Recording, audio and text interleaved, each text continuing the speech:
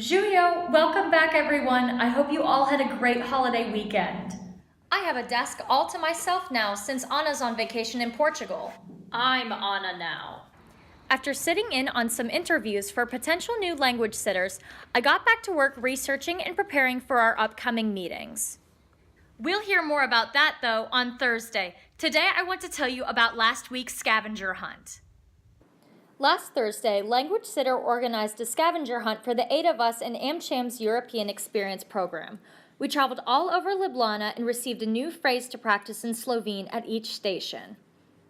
We learned the foreigner survival phrases like I don't understand and English maybe, as well as how to order ice cream and how to introduce ourselves in Slovene. So the infinitive would be